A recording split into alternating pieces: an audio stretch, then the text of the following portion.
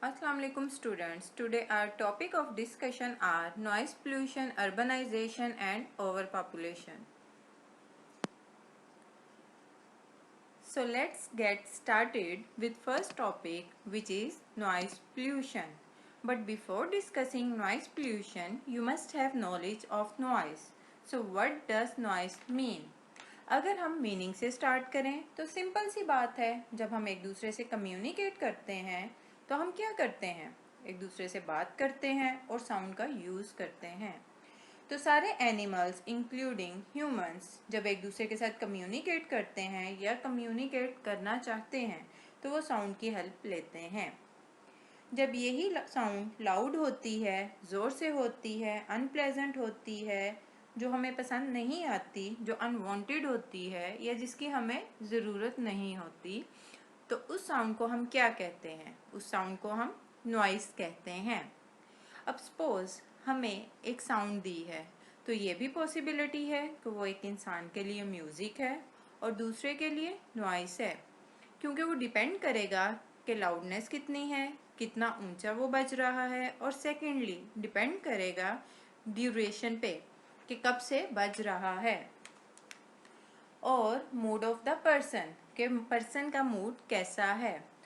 तो ये इन चीज़ों पर डिपेंड करेगा कि साउंड किसी के लिए म्यूज़िक है या नॉइस है। So noise is a byproduct of industrialization and modern civilization and has become part of our environment. Noise basically क्या है? Byproduct है। Byproduct क्या होते हैं? Secondary products होते हैं जो कि इंडस्ट्रियलाइजेशन या मॉडर्न सिविलाइजेशन के प्रोसेस से बनते हैं, प्रोड्यूस होते हैं, और आजकल वो क्या है, वो हमारे इन्वायरमेंट का हिस्सा बन गए हुए हैं। जैसा कि मैंने आपको नॉइस के बारे में बता दिया है, तो अब हम देखेंगे कि ये हमारे इन्वायरमेंट को पोल्यूट कैसे कर रही है। So now we will discuss noise pollution. With the progress in industrial growth, the level of noise has been increasing continuously. जैसा कि हम जानते हैं कि किसी भी मुल्क की तरक्की के लिए उसकी इंडस्ट्रीज का डेवलप होना बहुत ज़रूरी है। इंडस्ट्रीज के ज़्यादा होने से प्रॉफिट तो होता है, लेकिन इसकी वजह से जो बहुत से इन्वायरमेंटल इश्यूज जनरेट होते हैं, नॉइस पोल्यूशन उनमें से एक है। The development of steam engines, petrol engine, technological machineries in industry in 19th century resulted in increasing noise pollution. Noise pollution 19th century में किन चीज़ों की वजह से इंक्रीज हुई? स्टीम इंजन, पेट्रोल इंजन और टेक्नोलॉजिकल मशीनरीज के इस्तेमाल की वजह से हुई। और यही चीज़ 20th सेंचुरी में मज़ीद किस चीज़ों की वजह से इंक्रीज हुई? Diesel engine, turboprop, jet engine, high technology machinery और कंस्ट्रक्शन साइट मशीनरीज के यूज़ की वजह से इंक्रीज हुई। The noise caused by a kind of harsh, loud and confused sound called noise pollution. Unwanted or excessive sound that can have deleterious effect on human health and environmental quality is called noise pollution. कोई भी unwanted या excessive sound होती है जिसका डेलिटेरियस effect mean जो हमारे health को नुकसानदेह है और जो हमारी इन्वायरमेंट की क्वालिटी को डिक्रीज कर रहा है, उसको हम क्या बोलते हैं? Noise pollution. So what's the unit of sound? The common scientific unit of sound is decibel. Sound is measured in decibel. जैसे हम लेंथ को मीटर में मेजर करते हैं, लिक्विड चीज़ों को लीटर में मेजर करते हैं, वैसे ही साउंड को हम डेसिबल्स में मेजर करते हैं। The formula of decibel is given here. 1 decibel is basically a ratio expressed as a logarithmic scale relative to a reference sound pressure level. Parameters of sound. Sound के कितने parameters हैं? 3, which is frequency, sound pressure and intensity. First of all हम किसको discuss करेंगे? Frequency को। Sound waves travel through the medium from the source to the listener The rate of oscillation of medium, that is number of waves passing through a point per second, is known as frequency of the sound. जितनी number of wave ज़्यादा होंगी उसकी frequency क्या होगी, उतनी ही ज़्यादा होगी. Basically frequency उस साउंड की पिच होती है जो कि लिसनर रिसीव करता है. हाई फ्रीक्वेंसी का क्या मतलब है कि साउंड की पिच हाई है जो किसी भी इंडिविजुअल के लिए इरिटेटिंग होती है कंपैरेटिवली लो पिच साउंड के. Second parameter of sound is sound pressure, या दूसरे अल्फाज में हम साउंड को कैसे मेजर कर सकते हैं, वो है जी साउंड के प्रेशर से, which is measured in Newton's पर square metre.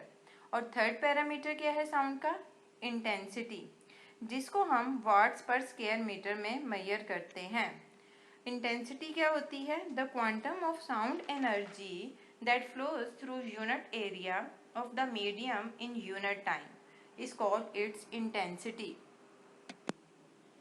Sources of noise pollution. Sources of noise pollution may be stationary, mobile or others. Stationary sources में क्या कुछ शामिल होता है, इंडस्ट्रीज, प्रिंटिंग प्रेस एटसेट्रा, और इनकी वजह से high intensity of noise pollution create होती है. Mobile sources include traffic, road traffic, railway and air traffic etcetera. Road traffic is the most prevalent and perhaps the most damaging source of noise pollution. Road traffic सबसे ज़्यादा common और शायद सबसे ज़्यादा damage कर रही है हमारे इन्वायरमेंट को. Aircraft noise, in this case noise is maximum during take off and landing. And the third one is rail traffic noise. The noise pollution by rail traffic is not as serious as compared to road and airport traffic. Rail traffic इतनी ज़्यादा noise pollution create नहीं करती है जितना कि road traffic या aircraft करते हैं.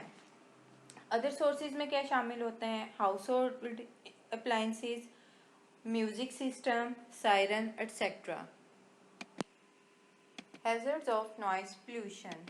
Hazards of noise pollution are shown in the given slide.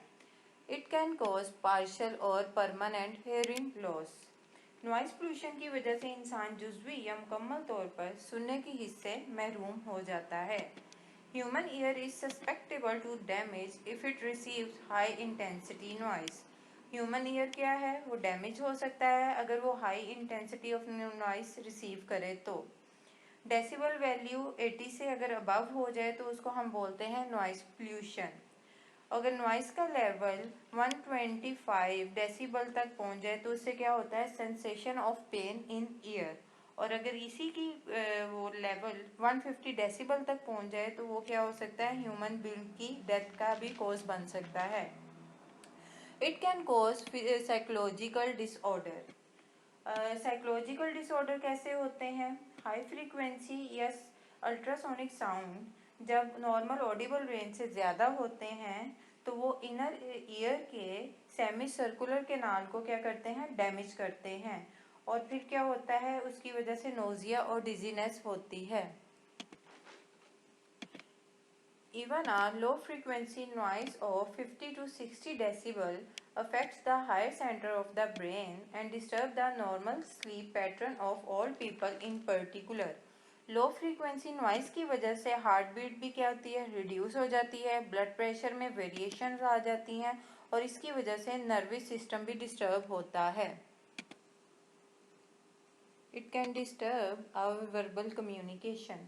हमारी वर्बल कम्युनिकेशन नॉइस की वजह से कैसे डिस्टर्ब होती है, क्योंकि हमारी डोमेस्टिक और सोशल लाइफ वर्बल कम्युनिकेशन पे डिपेंड करती है.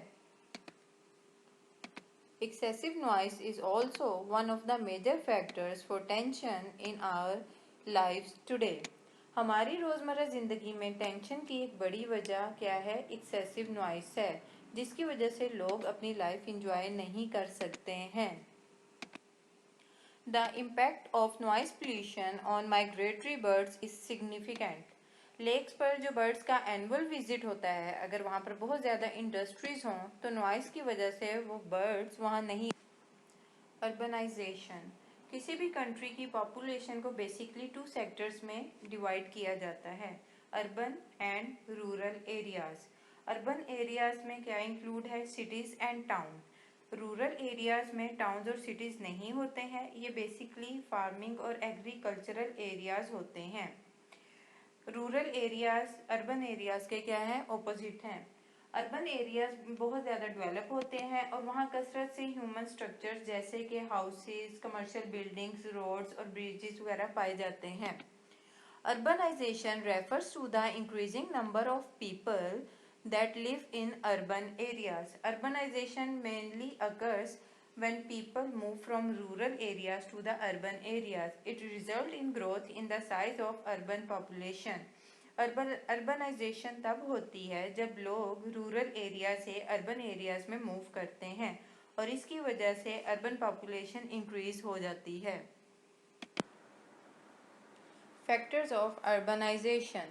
There are two factors of urbanization, push factors and pull factors.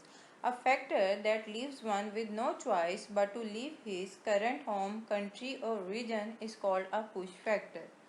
Push factors come in many forms. Push factor basically वो फैक्टर्स होते हैं जिनकी वजह से लोगों के पास कोई चॉइस नहीं बचती और उन्हें अपना घर, शहर या मुल्क छोड़ना पड़ता है। सबसे बड़ा इकोनॉमिक फैक्टर जिसकी वजह से कोई भी माइग्रेट करता है वो है poverty. Unemployment is also considered as push factor. Often people leave places where they are less likely to get employment and go to the urban areas where job opportunities are more plentiful. बहुत से लोगों को अपना area इस वजह से भी छोड़ना पड़ता है क्योंकि उन्हें वहाँ पर जॉब की अवेलेबिलिटी नहीं होती और उन्हें अपनी जॉब हासिल करने के लिए शहरों में जाना पड़ता है। Low living standard is also a factor which encourages the person to leave the hometown. Lack of security of life and property is also a push factor. क्योंकि बहुत से रूरल एरियाज ऐसे हैं जहां स्टिल जागीरदाराना निज़ाम है जिसकी वजह से पुअर पर्सन की ना तो लाइफ सिक्योर है और ना ही प्रॉपर्टी। इसी तरह सैनिटरी कंडीशंस भी बहुत से रूरल एरियाज में बेटर नहीं हैं और ट्रांसपोर्टेशन के भी इतने सोर्सेज नहीं होते लोग गांव में और जैसे कि अर्बन एरियाज़ में होते हैं और इसी वजह से लोग रूरल एरिया से अर्बन एरियाज़ की तरफ ट्रैवल करते हैं। वहाँ पे हेल्थ और एजुकेशन फैसिलिटीज़ भी उस तरह अवेलेबल नहीं हैं जिस तरह रूरल एरियाज़ में अवेलेबल होती हैं और गाँव के लोगों को इलाज और आला तालीम के लिए शहरों में जाना पड़ता है। Pull factors. Pull factors are positive factors that tend to draw people towards a certain place in the case of urbanization. किसी भी इलाके के वो पॉजिटिव फैक्टर्स जिनकी वजह से लोग वहाँ अट्रैक्शन फील करते हैं, वहाँ माइग्रेट करना चाहते हैं, उसको हम पुल फैक्टर्स कहते हैं। These factors include the chance of better job, better access of education and services, high standard of living, religious freedom, political freedom and environmental safety. Problems of urbanization. The problems associated with urbanization are high population density, inadequate infrastructure, lack of affordable housing, unemployment, increased crime rate, increase in stress. High population density की बड़ी वजह लोगों की rural area से urban area की तरफ migration है। Major problem urbanisation की इंफ्रास्ट्रक्चर की पुअर स्टेट है। बहुत सी डेवलपिंग कंट्रीज़ में पावर सप्लाई, वाटर सप्लाई और बेसिक एमिनिटीज़ इतनी क्वांटिटी में अवेलेबल नहीं हैं कि लोगों की बेसिक नीड को पूरा कर सकें। लैक ऑफ अफोर्डेबल हाउसिंग, घरों के रेंट इतने ज़्यादा हैं कि लो इनकम पीपल इसको अफोर्ड नहीं कर सकते। अर्बनाइजेशन की वजह से अनएम्प्लॉयमेंट भी ज़्यादा हो जाती है। अगर इसका लेवल ज़्यादा हो जाए तो डेफिनेटली क्या होगा, क्राइम रेट इंक्रीज़ होगा और अगर क्राइम रेट इंक्रीज़ होगा तो उसकी वजह से क्या होगा, लोगों में स्ट्रेस पैदा होगा और उनमें इनसिक्योरिटीज़ पैदा होंगी। ओवरपॉपुलेशन. Overpopulation is an undesirable condition where the number of the existing human population exceed the carrying capacity of earth.